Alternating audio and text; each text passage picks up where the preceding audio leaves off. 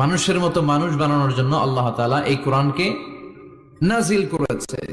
মানুষকে আল্লাহ এতটা শ্রেষ্ঠত্ব দিয়েছে, মানুষ যদি শ্রেষ্ঠ হয় মানুষ ফেরেশতাকে ছাড়িয়ে যায়, আর মানুষ যদি নিকৃষ্ট হয় তাহলে সে পশুত্বকেও হার মানায়।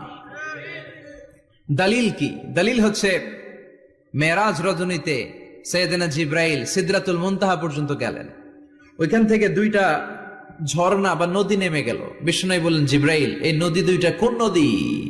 সাইয়েদনা জিব্রাইল বললেন, এই দুইটা নদী সিদরাতুল মুনতাহা থেকে পৃথিবীর দিকে নেমে গিয়েছে, আর একটা হচ্ছে ইরাকের ফোরাত নদী, আর একটা হচ্ছে মিশরের নীল নদী।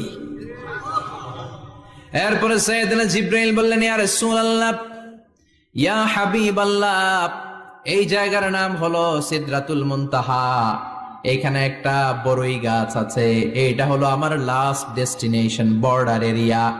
এই বর্ডার এরিয়ার উপরে যাওয়ার ক্ষমতা আমার নাই। 1 ইঞ্চি উপরে গেলে আমার পাখাগুলোর জ্বালিয়ে সারখার করে দিবে কে? সৃষ্টির শুরু থেকে আজ পর্যন্ত যত নবীর কাছে আমি ওহী নিয়ে দুনিয়ার বুকে নাজিল হয়েছি গো নবী, এই সিদরাতুল মুনতাহায় কান লাগিয়ে আল্লাহর কথা শুনেছি, আজ পর্যন্ত আমিও আল্লাহরে দেখি নাই। নবী গো, আমি তো আল্লাহরে দেখি নাই, এটা আমার লাস্ট এরিয়া। আমার যে দেখেন আপনি কোরআন নাজিল করে উপরের দিকে উড়াল দিতে, আমি উড়াল দিয়ে এখানে এসে বসে থাকি। সুবহানাল্লাহ পড়ো। এর উপরে আমি যেতে পারবো না, পাখাগুলো জ্বলে যাবে, যাওয়ার পারমিশন নাই। তবে আপনারে পারমিশন দিছে কে? আল্লাহ। আমি এইখানে দাঁড়িয়ে রইলাম, আপনার মিটিং আল্লাহর সাথে শেষ করে আপনি নেমে আসেন গো নবী। নবী যান, আপনার মিটিং এর জন্য, আপনাকে সারপ্রাইজ দেওয়ার জন্য আপনার অপেক্ষায় আল্লাহ অপেক্ষমান। সুবহানাল্লাহ।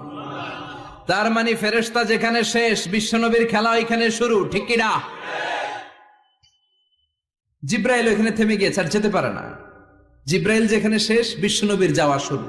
তার মানে মানুষ যদি শ্রেষ্ঠ হয় সে ফেরেশতাকে ছাড়িয়ে যায়, আর মানুষ যদি নিকৃষ্ট হয় তাহলে সে পশুকেও হার মানায়, ঠিক কি না? আপনি কখনো শুনছেন একটা সিংহ আর একটা সিংহকে মারে?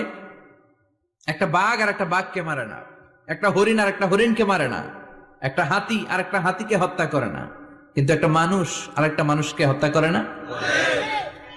আপনি কখনো শুনবেন না যে একটা বাঘ আর একটা বাঘকে হত্যা করে 10 টুকরা করছে? শুনছেন? একটা হাতি আর একটা হাতিকে মেরে 30 টুকরা করছে? শুনছেন? কিন্তু মানুষ আর একটা মানুষকে শুধু নৃশংসভাবে হত্যাই করে না, হত্যা শেষে তাকে 10 টুকরা করে, 15 টুকরা করে, 30 টুকরা করে বস্তাবন্দি করে। চিল্লা এখন ঠিক কিনা? পাওয়া যায় না এরকম লাশ? গুম করে ফেলছে, ক্রস ফায়ার করে ফেলছে, মেরে ফেলছে, হাত পা বেঁধে, চোখের রশি বেঁধে বস্তার ভিতরে ভরে ক্ষেতের মধ্যে ফেলে দিস। 3 দিন 4 দিন পর এরকম লাশটা ফুলে উঠছে, পাওয়া যায় না। পত্রিকায় বিভৎস লাশ দেখে আমরা অবাক হই। কোন প্রাণী এমনটা করে না। মানুষ মানুষকে মেরে টুকরা টুকরা করে। একটা ছাগল বনের সব ছাগলগুলোরে মেরে ফেলতে চায় না। একটা হাতি ওই জঙ্গল থেকে সব হাতিগুলোকে শেষ করে দিতে চায় না, কিন্তু মানুষ আগুন জ্বালিয়ে জনপদের পর জনপদ ছারকার করে দেয়, গুলি মেরে এলাকার পর এলাকা ঝাঁঝরা করে দেয়। দ্বিতীয় বিশ্বযুদ্ধের সময় আমেরিকা জাপানের 2টা সিটিতে 2টা বোমা মেরেছে, হিরোশিমা নাগাসাকি। হিরোশিমাতে মেরেছে লিটল বয়, নাগাসাকি শহরে ফেলেছে ফ্যাট ম্যান। যে পাইলট গুলো বোমা মারতেছে নিচে, ওই পাইলট গুলো মানুষ না? মানুষ। আর যাদেরকে মারার জন্য মারতেছে তারাও কি মানুষ?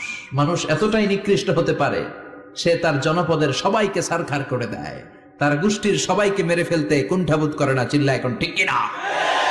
এজন্য আল্লাহ ডেকে বললেন, লাহুম কুলুবুল লা ইয়াফকাহুনা বিহা ওয়া লাহুম আ'য়ুনুল লা ইউবসিরুনা বিহা ওয়া লাহুম আযানুল লা ইয়াসমাউনা বিহা উলাইকা কাল আনআমি বাল হুম আদাল উলাইকা হুমুল গাফিলুন। আল্লাহ বললেন, ওদের চোখ আছে, ওরা চোখ দিয়ে দেখে না।